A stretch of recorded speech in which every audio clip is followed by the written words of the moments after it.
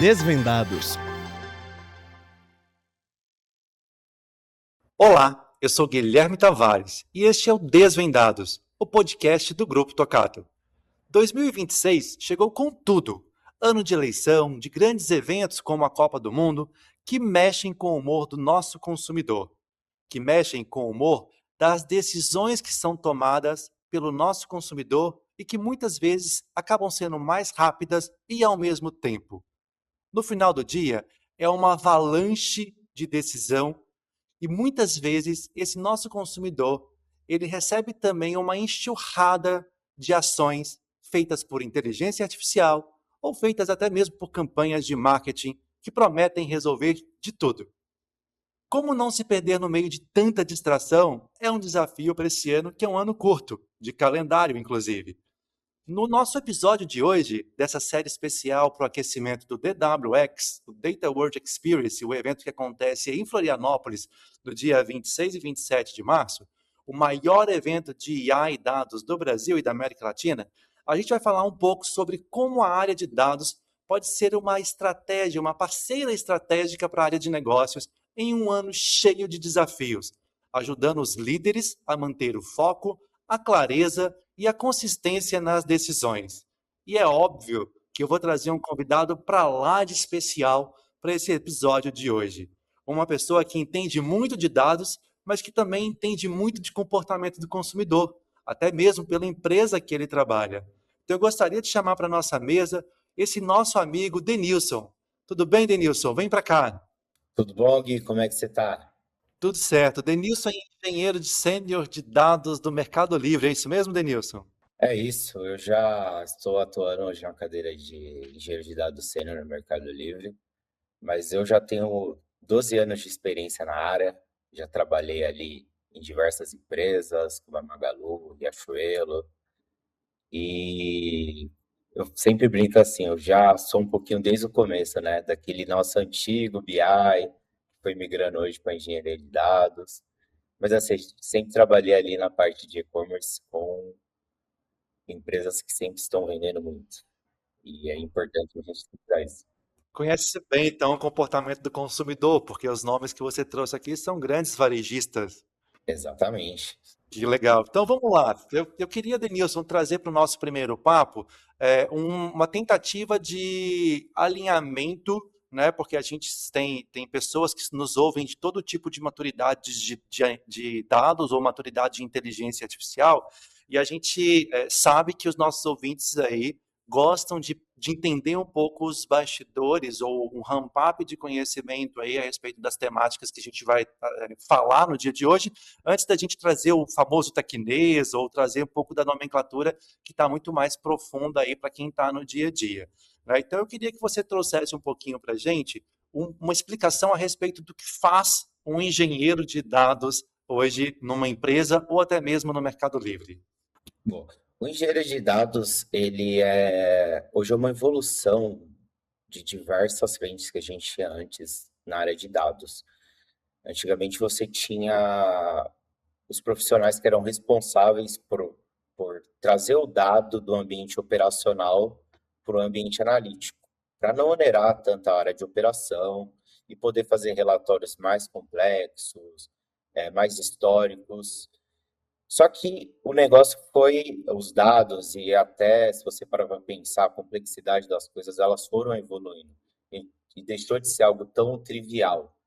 Então, o profissional de dados, que era muito focado em linguagem SQL, relatórios, ele teve que dar uma ampliada ali no seu escopo de atuação, começar a programar mais e lidar com dados não estruturados, semi-estruturados, dados externos, internos. E foi, foi criado uma profissão, ou nasceu essa profissão do engenheiro de dados, que é responsável por buscar dados de diversos formatos, de diversas fontes, e equalizar eles no ambiente analítico. E ele é basicamente aquele profissional mais amplo, ele consegue ali traduzir várias necessidades do negócio de dados em um repositório central ou pegar o dado do fluxo A, trazer para o fluxo C, D e Z, e assim sucessivamente. Só que assim, é uma profissão que está sempre mudando, está sempre evoluindo. Aí você tem diversas gamas assim de novos profissionais que estão nascendo do engenheiro de dados. Então é uma evolução contínua aí na profissão.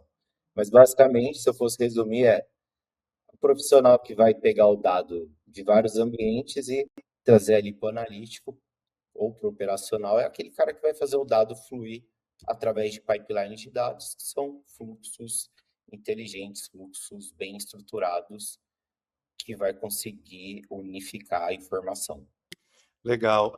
Eu acho que eu posso até complementar com um outro desafio que os engenheiros de dados possuem hoje, porque na sua grande maioria são pessoas de uma formação técnica, né, seja em ciência de dados, em sistemas ou em estatísticas e etc., que é o desafio de conectar tudo isso à área de negócio. A visão de uma pessoa que tem formação ou academia em business e não necessariamente em técnica, né? Esse também é um liquidificador aí dessa mistura que você trouxe, que desafia essa profissão no seu dia a dia, não é? Exatamente. Ele tem que fazer o papel também do arquiteto de dados, não é verdade? Porque, querendo ou não, hoje o dado ele é um ativo da empresa, ele não é simplesmente algo operacional. Esse dado ele é utilizado em várias frentes. Então, a pessoa de dados, ela tem que conversar muito, entender muito de negócio. E hoje talvez seja a grande dificuldade hoje, a grande skill necessário, que é esse, né? Você traduzir necessidade de negócio em dados, porque codificar e tudo mais é um skill que você pode desenvolver aprendendo, estudando, mas essa parte de negócio é vivência, é conversar, estudar, e é muito necessário. Legal. Eu queria trazer uma pergunta já para dar mais profundidade agora na nossa conversa, Denilson. A gente sabe que 2026, tanto quanto 4 anos atrás, 8 e etc., porque isso vai se repetir a cada 4 anos, a gente tem um calendário movido por eventos, né, especificamente uma Copa do Mundo, por exemplo, e também eventos como eleição numa esfera federal e estadual, o que faz com que o comportamento, né, do consumidor seja muito influenciado. E eu não estou falando só o comportamento do consumidor como pessoa física, eu estou falando do comportamento de consumo também dessas pessoas físicas, né, de uma maneira geral. Então, eu queria que você trouxesse para o nosso público a sua percepção, a sua visão de como uma área de engenharia de dados, uma área de dados mais ampla, pode contribuir para a área de negócio para a tomada de decisões mais assertivas diante de um calendário tão complexo e que acontece a cada 4 anos. Sim, acho que assim, hoje a gente foca bastante em eleição, mas Copa do Mundo acho que cai no gosto do brasileiro, né? Eu já tive aí a oportunidade de trabalhar em algumas empresas de CRM bem na Copa do Mundo. E era bem interessante porque, assim, todas as campanhas eram voltadas para a Copa do Mundo, para jogos, para partidas. Então, se de repente um time marca um gol, você enviava um push, uma notificação no aplicativo do cliente. Então, assim, a área de dados ela está muito envolvida em tudo e Copa do Mundo não é diferente. Então, hoje, o desafio das empresas é vamos traduzir assim, seja essa vontade das pessoas de estar acompanhando os jogos em estímulos para estar acessando as nossas plataformas, acessando os nossos domínios, promoções, dias específicos de preço mais justo, cupom de desconto. Só que assim, essas coisas elas são muito dinâmicas, né? Então você precisa preparar isso de maneira o mais rápido possível. E aí que tá toda a arquitetura de dados, ela tem que ter uma flexibilidade para isso poder acontecer. Então, por exemplo, eu enviar uma notificação para um cliente ou pegar um perfil de cliente que tem ali talvez ali um perfil de consumo para produtos voltados para futebol, seria mais interessante você gastar seus tokens, suas energias nesse tipo de cliente que consomem esse tipo de produto ou que acessam esse tipo de plataforma, site, e você conseguir fazer ali de repente, olha, a camisa do Brasil está com promoção, olha, vai ter futebol, já aproveita para fazer o churrasco. Esse tipo de coisa que é muito banal assim para o usuário que está ali no aplicativo, para nós, a engenharia de dados, é um desafio, porque querendo ou não, você tem que estar ali falando a linguagem do usuário, você tem que ter recursos prontos para estar atendendo essa demanda nova. E claro, né, querendo ou não, a infraestrutura também ela tem que seguir, já que você está estimulando o acesso do usuário ao seu produto, você tem que estar com a sua plataforma de vendas redondinha, sem ter nenhum problema, nenhum delay, porque ali é o que a gente fala de compra de emoção, né? De repente ali o Brasil ganhou. Pô, o cara que não estava tão empolgado ali na Copa, o cara, opa, peraí, deixa eu ver se tem uma promoção de camisa, sabe? Esse tipo de coisa assim que é arroz e feijão de CRM, mas é extremamente importante. E hoje é muito mais desafiador, né? Sim, até você trouxe aí dois exemplos que para mim são clássicos, né, de mudança, entre aspas, temporária do comportamento de um consumidor, que é o tema que a gente está trabalhando aqui.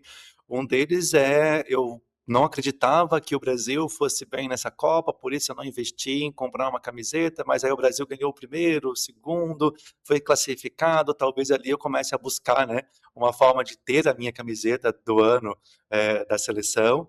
E o outro também, quanto eu quero celebrar como marca junto com o meu consumidor no momento de um gol, pensando nesses pushes que são in-app, né, dentro do próprio aplicativo que a pessoa tem ali no seu smartphone ou em qualquer outro tipo de produto tecnológico.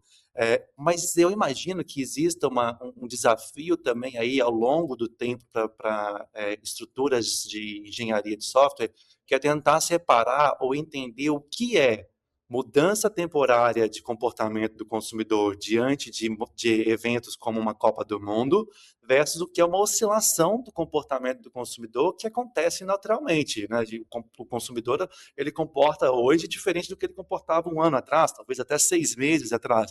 Como que essa área de engenharia de software vê hoje ou diagnostica hoje o que é uma mudança temporária por causa de um evento versus o que é uma oscilação realmente do consumo do consumidor ao longo do tempo?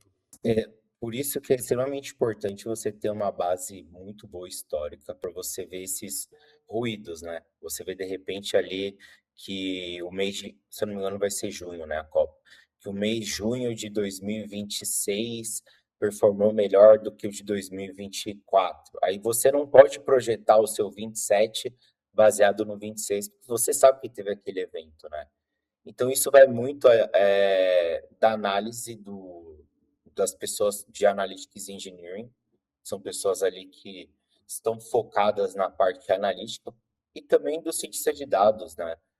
Deles tentar pegar insights do que aconteceu, entender, aprender, usar esses dados para munir os agentes, para talvez numa outra campanha esportiva que não seja a Copa do Mundo, você ter uma referência boa para você tomar mais ações de campanha, de marketing, e você também ter o feedback do que aconteceu. De repente, você investiu em uma plataforma, esse retorno não foi tão interessante, porque assim, é fácil você fazer a campanha, mas e o resultado dessa campanha?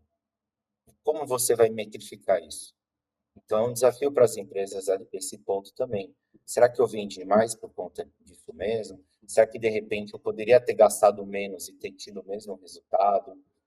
Então, esses contrapontos é toda a essência do nosso trabalho. É você pegar esses dados, trazer talvez ali para um algoritmo de aprendizado de machine learning que vai te ajudar a explicar alguma discrepância. Mas, assim, também tem o analítico, pessoas que sempre é o diferencial ter esse tato, né?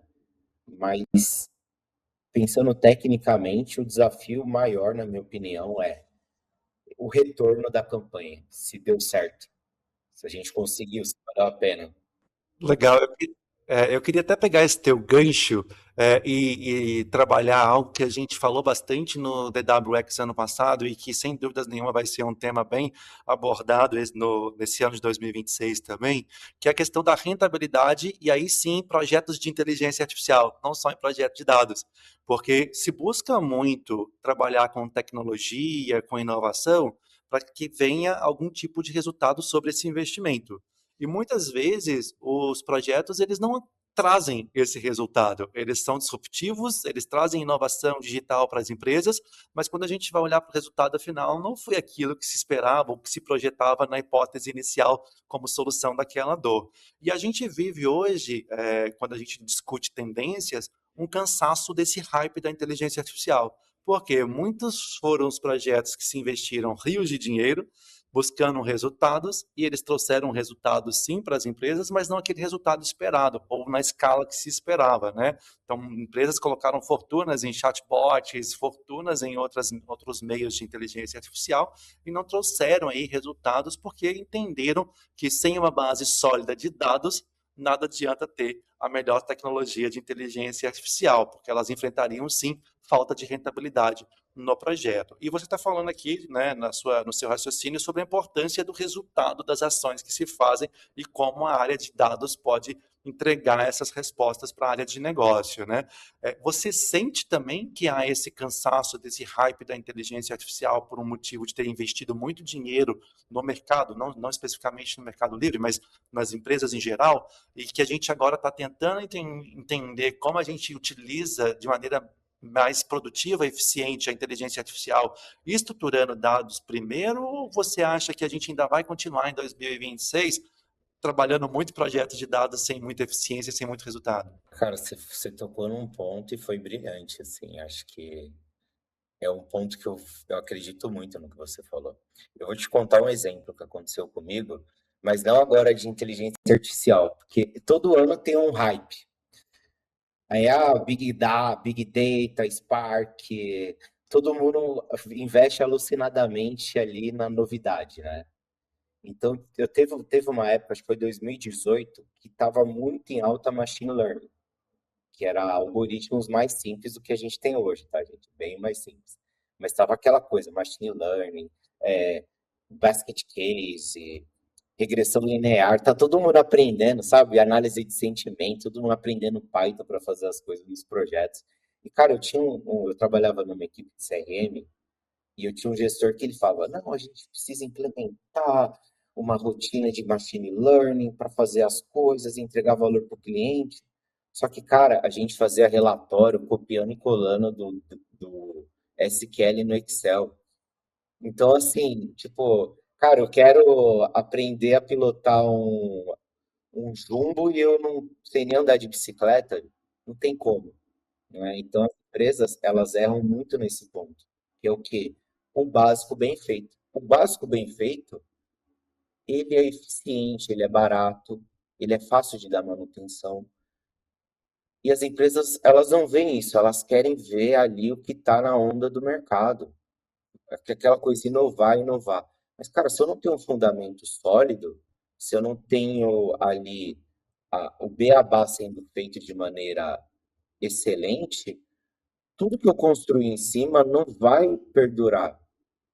E as empresas, assim, a maioria não aprende isso. É um desafio. É um desafio. Então, assim, você vê empresas fazendo muita coisa manualmente no Excel, na planilha e querendo implementar a gente de machine learning para resolver um problema que talvez você poderia. Peraí, vamos ver esses problemas aqui mais. Que daria mais ganhos lá na frente do que eu gastar uma grana absurda em IA para resolver um problema que talvez não seja tão latente hoje em dia. Então, se você pegar a empresa que demora para fazer um fechamento aí, demora uma semana para fazer um fechamento, e está todo mundo manual no Excel, você poderia investir ali, pegar o time de engenharia de dados, o time de produto, tentar criar plataformas, capabilities para o time automatizar essas rotinas, você ganharia muito mais tempo, você enxugaria muito mais mão de obra, você seria muito mais eficiente do que você fazer ali um agente para olhar um ticket e validar se tá ok, sabe? Às vezes eu não tô falando que é ruim você tá vendo isso, mas assim, tem que gastar a sua bala em coisas que você vai ter ali o resultado vai ser mais longevo. Então, às vezes, as empresas elas estão torrando muito dinheiro em inteligência artificial e deixando as coisas simples e básicas de lado. E isso nunca dá certo. Hoje o que a gente tem que focar é machine learning, IA, inteligência artificial. Cara, vamos utilizar esses recursos para a gente fazer o que é necessário de maneira bem feita. Esse talvez seja um contraponto que a gente poderia pensar. Mas, claro, é muito complexo, né? A gente está todo mundo engatinhando nesse tema. Se você for quem que, quem que conhece muito, não conhece nada ainda de inteligência artificial. Tá todo mundo ali com medo, tá todo mundo misto, né? Você tá, pô, ao mesmo tempo você, nossa, a gente vai poder fazer isso, vai poder fazer, mas você, opa, Eu costumo dizer, segundo o MIT, a maturidade de dados ela segue alguns pilares, né, para chegar numa pessoa que realmente é orientada a dados ou que tem a maturidade avançada em dados. Um desses pilares é a negação, né, que é o primeiro, ou seja, eu não acredito que dados é importante. Depois é o teste, então eu começo a testar para ganhar segurança. E o terceiro ponto é a segurança de uso do dado. Eu acho que a gente está muito nesse caminho na inteligência artificial, muita gente testando e muita gente começando a ganhar a segurança da inteligência artificial em si, né? E quando a gente fala sobre usar a IA, por exemplo, em agentes, né, que são os agents AI que estão no hype nesse momento, eu acho que a gente coloca a IA no momento, num lugar seguro, porque ela vai fazer coisas que eu não preciso colocar um ser humano para fazer, porque como você disse, talvez eu levaria 5 dias para fazer aquilo, eu monto um agente que vai fazer aquilo ali muitas vezes em minutos ou em horas. Aí já é um ambiente seguro para IA. Mas a gente tem muita empresa ainda usando IA em lugares de muita criatividade, em lugares onde ainda é muito obscuro, onde a gente ainda está no momento de maturidade de teste. E algumas empresas, inclusive, ainda em momentos de negação. Não, não quero IA nesse lugar porque ela pode derrubar o meu negócio, né? E eu acredito também muito sobre o que você trouxe aqui, que dados limpos ou a simplicidade de fazer o beabá, né, o básico, eles vencem qualquer complexidade algorítmica. Então, eu não preciso muitas vezes ter algoritmos extremamente estatísticos, bem formatados, cheios de fórmulas e de ações, linhas de execuções acionáveis, se muitas vezes eu consigo fazer o meu beabá e ter muitos dos insights ali só estruturando melhor os meus dados. E aí, diante desse cenário, existe um ponto que eu queria te ouvir, que é a importância dessa governança, né? A gente está falando de dar acesso democratizado à inteligência artificial e a dados para todo mundo. A gente está falando ao mesmo tempo de LGPD, compliance, ou seja, eu posso dar, mas eu tenho que anonimizar, eu tenho que, né, cuidar muito do que está sendo, do que é sensível, que está indo para as pontas.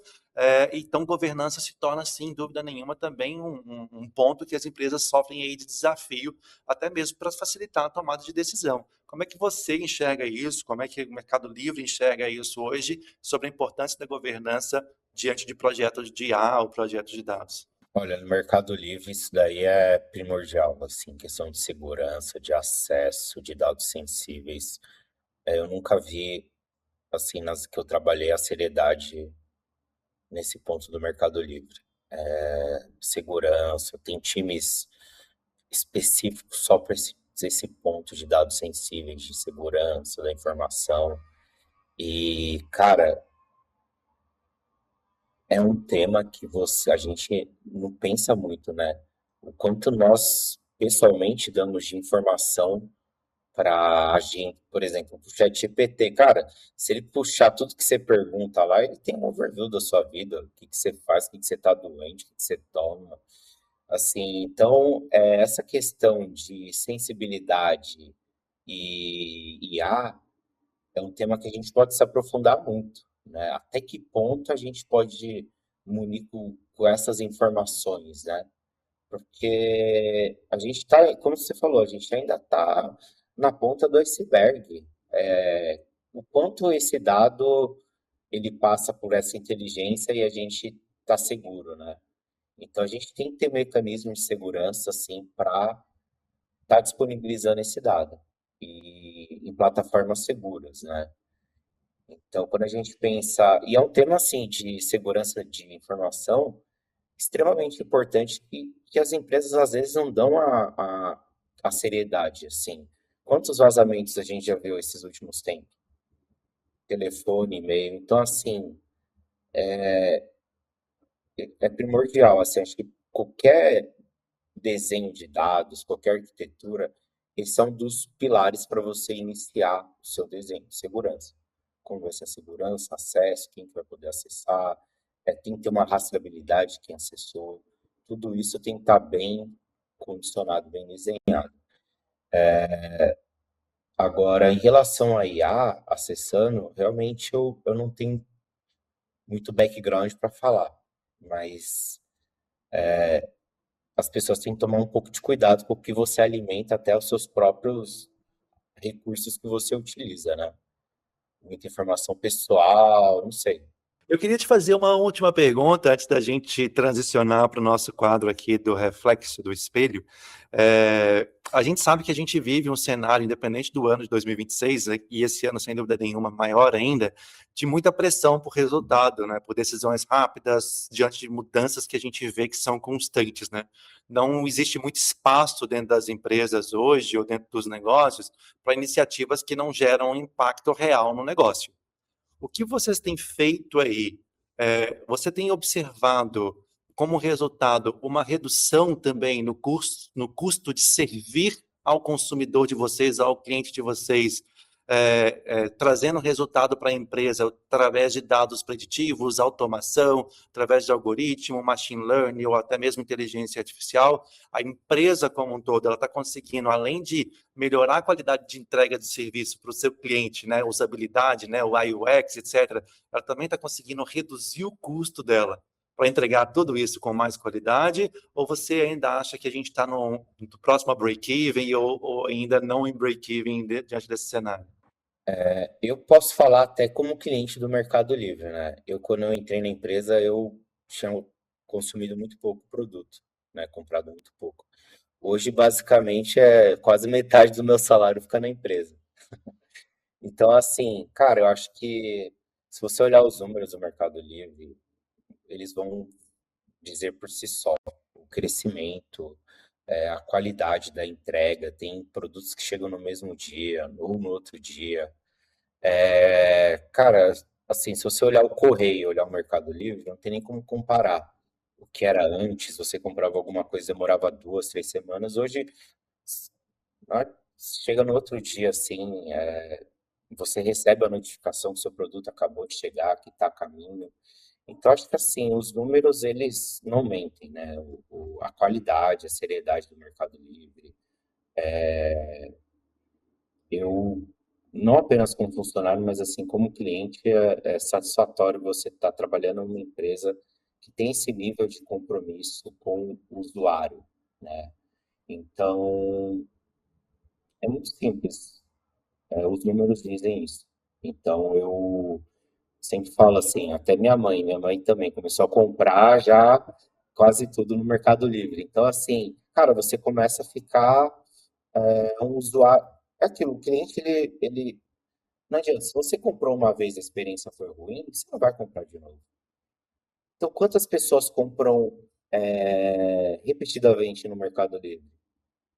Então, a plataforma, o projeto, quantas pessoas dependem do Mercado Livre para pôr o pão na mesa, que vendem na plataforma, também são números relevantes, grandes. Tem pessoa que a família depende disso. Então, assim, é muito gratificante estar trabalhando nesse ponto. E eu acredito que isso é um dos temas do Mercado Livre, melhoria contínua, sempre está melhorando o produto, melhorando a entrega, sempre está evoluindo. Senão você, porque você tem outros concorrentes gigantescos que também são muito bons. Então você tem que estar sempre melhorando, sempre estar tentando atender seu usuário, conversar com ele, sempre estar ali presente na vida do brasileiro, a nível também, né? Na América Latina como um todo. Então, hoje eu vejo assim que não porque assim, a gente vê só o produto de fora, o aplicativo, mas o Mercado Livre ele é um mundo gigante e a gente está sempre evoluindo, sempre está melhorando os nossos processos para estar entregando melhorias que vão externar para o usuário. Sim, eu posso até endossar a tua fala também como usuário aqui, né? Antigamente, o comportamento era muito mais buscar os produtos na loja, né? E do que necessariamente buscar na internet. Depois começou-se a ter o comportamento dos nossos clientes, e até eu mesmo, como comportamento de comprar online e esperar ali 5, 10 dias para chegar o produto e estava tudo bem. Hoje, a primeira coisa que eu faço quando alguém, né, quando eu quero comprar alguma coisa, quando meus filhos, né, pedem alguma coisa que a gente vai comprar, eu olho no Mercado Livre e se tem algo que entrega no dia seguinte ou no mesmo dia, eu já vou no Mercado Livre e compro, independente se está com um precinho menor ou um pouco maior, do que necessariamente pegar o carro, sair até o shopping, comprar, entrar na loja e sair da loja com o produto na mão naquele mesmo momento, né? Então, a compra imediata, eu acho que ela ainda é muito viva no comportamento do consumidor, a compra por impulso, vamos dizer assim, né? Mas o consumidor hoje, mesmo comprando por impulso, ele já quer aquele produto no dia seguinte, mesmo que seja online. Ele já não quer mais esperar aquele tempo que ele esperava antes de entrega, né? Do delivery, do frete em si. Exatamente. E a gente vê que o Mercado Livre conseguiu entregar essa mesma experiência, como o Amazon entrega fora do Brasil também essa mesma experiência. Então, eu vejo que isso é um trabalho de tecnologia, de inovação, de análise de dados, sem dúvida nenhuma, para chegar no produto que hoje vocês entregam aí para os clientes finais, né, Denilson? A gente está chegando aqui ao final desse episódio, né? Mas antes de encerrar, eu queria propor uma reflexão final para ti, Denilson, e também lembrar os nossos ouvintes que no dia 26 e 27 de março estaremos no DWX, né, o maior evento de dados IA para profissionais de empresas, e o tema desse ano é Inteligência Artificial reflete em dados e ações. O que é a inspiração para o nosso espelho digital, para o nosso quadro espelho digital de hoje. E a ideia aqui é simples, Denilson. A IA e sua estratégia de dados como um todo funciona como um espelho. Ela não cria uma imagem do nada. Ela reflete exatamente o que nós alimentamos nela. Ou seja, o nosso comportamento, os nossos dados, a nossa prioridade e principalmente as nossas ações. A gente falou agora há pouco quantas inteligências artificiais já nos conhecem. Então, olhando para o planejamento de 2026, para o ano que a gente tem agora complexo, diante do cenário de eventos, mudança de comportamento do consumidor, que foi um pouco de tudo aquilo que nós falamos hoje, eu queria entender o que você enxerga nesse nosso espelho digital, o que ele está refletindo para você nesse nosso espelho digital em 3 ângulos. O primeiro ângulo é um reflexo positivo. Em que cenário você vê ou como você enxerga a volatilidade eleitoral, a volatilidade de eventos e econômica, como uma imagem de clareza que as áreas de dados podem utilizar para projetar para a diretoria ou para os tomadores de decisão uma ausência de medo, trabalhando evidências de mercado? Como que uma área de engenharia de dados pode apoiar a tirar o medo, a incerteza de um ano como a gente vive hoje, trazendo um reflexo positivo ou uma decisão mais assertiva para os decisores? Esse ano eleitoral ele mexe muito com o mercado, né? Tanto de ações como a própria sociedade ela fica ali insegura quem que vai ser eleito ou não. Então, a ideia, na minha opinião, de dados é o quê? É você munir a alta cúpula da empresa, os tomadores de decisão, com os cenários que podem vir, né?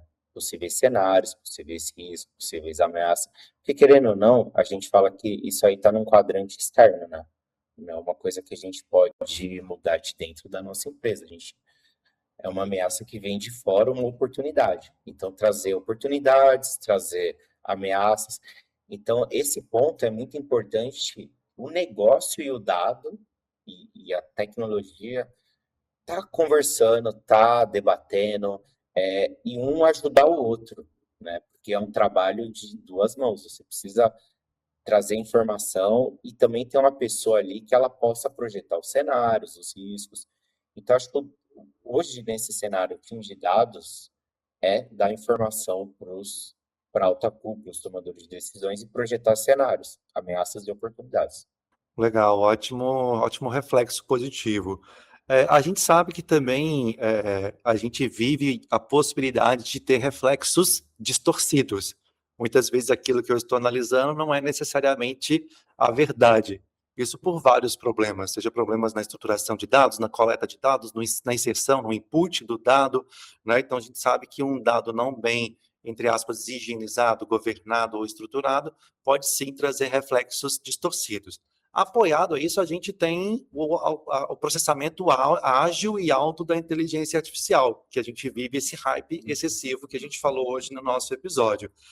Como que você enxerga, então, o potencial desse reflexo distorcido quando a gente enxerga o hype da IA e ainda muitas empresas não tendo o seu dado bem estruturado, governado ou higienizado? Eu acho que vale a pena você não ter o dado do que ter o dado incorreto. É muito perigoso você trabalhar com qualquer informação errônea. Então, é um desafio, né? Até para você saber qual que é o dado certo ou errado, você vai ter que trazer ele pro seu ambiente, né? Para você poder analisar e falar, isso faz sentido, isso não faz. Então, é muito num ponto assim, talvez não só automatizar e fazer uma ingestão de tudo. Você fazer essa ingestão e saber o que você quer trabalhar. Eu vejo que teve um hype muito assim, de vamos pegar todos os dados possíveis, vamos armazenar tudo, vamos fazer um data lake gigante. De repente, isso daí é um custo que não se justifica, você perde tempo, você perde dinheiro, e aí, às vezes, você está pegando um dado que não faz nem sentido para sua análise. Então, isso vai muito também de estratégias de negócio, de desenho de dados, as fontes que você consulta, o que você consulta, porque, cara, você pode estar olhando uma fonte enviesada, você está pegando ali, de repente, o dado de rede social, você está pegando ali, de repente, de um nicho de pessoas. Então, isso é muito complexo, assim, é bem difícil dar uma opinião final, mas o que eu posso dizer assim, é desafio. Pessoas técnicas e pessoas muito boas em análise para ajudar. E claro, né, isso daí eu acho que é legal você ter um desafio aí para quem quer, por exemplo, desenvolver um agente para fazer isso, né? Analisar o dado e ver se faz sentido, se não faz, né? Então você já pode automatizar essa frente também. Legal. E quando a gente olha para esse mesmo espelho e faz uma reflexão a respeito do futuro, o que você vê ou você acredita que dados e inteligência artificial vão conseguir construir organizações para se tornarem líderes, permanecerem líderes ou estar na liderança dos seus mercados? Cara, eu acho que isso daí é muito factível. Eu acho que hoje não tem como mais você simplesmente ignorar a IA, falar que vai te prejudicar. É meio que assim, ou aceita ou você tá fora, né? Porque tá em adoção em praticamente todos os players estão investindo, todo mundo sabe a importância. E de fato, cara, é uma nova onda, né? Assim, hoje a gente já tá quase super dependente da IA em muitos nichos que a gente nem imagina, né? Pra ser bem sincero. Tipo, o que a gente está usando aqui é a ponta do iceberg, porque já tem estruturado e a gente ainda não sabe, né? Então, acho que para o futuro, cara, vamos aprender, vamos estudar, usar sem medo, sabe? Acho que quem gosta desse ponto, gosta de essa curiosidade, cara, investe. Acho que é um aprendizado que, mas eu não sou da área de TI, me interessa. Cara, dados está em todas as áreas, está em todos os segmentos, em todos os pontos. Não tem como desassociar nenhuma carreira ou profissão de dados. E IA basicamente funciona em cima de dados. Então, acho que qualquer pessoa, qualquer nicho, segmento que estude e aprenda, ele vai conseguir obter aí, posso até dizer assim, ele vai conseguir melhorar a vida dele em algum ponto, tanto profissional como pessoal, sabe? Você automatizar uma rotina aqui, fazer algo ali, você vai usufruir dessa tecnologia. Então, acho que para o futuro eu falo, cara, nós de dados estamos meio que ali no olho do furacão. A gente está numa área assim extremamente oportuna, porque vai partir da nossa capacidade, essa nova tendência. E para as pessoas que ainda não, talvez não vejam tanta importância de dados, é hora de levantar a bandeira branca e falar, cara, não tem como. Dados e IA é importante em qualquer área profissional e pessoal. O episódio de hoje deixa claro que em anos cheios de gatilhos externos, A área de dados deixa de ser uma área de suporte técnico e passa a ser uma parceira estratégica de negócios. Denilson, eu gostaria de agradecer muito a sua presença, a forma com que você contribuiu com as suas respostas e as suas reflexões sobre o tema de hoje. Como que as pessoas podem te achar, conectar contigo, caso elas queiram continuar a falar sobre o tema com você? Eu que agradeço o convite, fico muito feliz de estar participando. Adorei a nossa conversa. Quem quiser se conectar comigo, manda uma mensagem lá no LinkedIn, Denilson Group, GRUPP, 2 P's mudos. Tem meu Insta também, é o mesmo nome, mas se quiser mandar uma mensagem lá no LinkedIn para a gente conversar, trocar figurinhas, eu estou sempre aberto aí a conexões. E queria agradecer a todos aí pela conversa. Se você quer que o seu espelho digital reflita sucesso e clareza nesses anos de desafio, o caminho começa na fundação dos seus dados. Essa conversa é apenas o começo. O debate completo com outros nomes de mercado acontece no DWX, nos dias 26 e 27 de março em Florianópolis. E para você que é ouvinte fiel do Desvendados, eu tenho um presente. Conseguimos um cupom exclusivo de 30% de desconto para a compra do seu ingresso. É muito simples. Acesse o site oficial do evento em dwexperience.com.br, escolha o seu ingresso e, na hora de fazer o pagamento, utilize o cupom desvendados@dwx26. Tudo junto. Desvendados@dwx e o número 26. Não perca essa chance. E se você deseja continuar essa conversa e entender como o Grupo Tocato pode te apoiar na transformação digital do seu negócio e nas estratégias de dados e inteligência artificial, é só acessar tocato.com.br.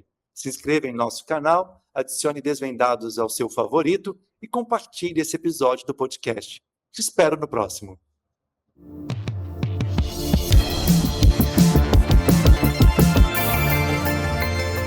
Desvendados.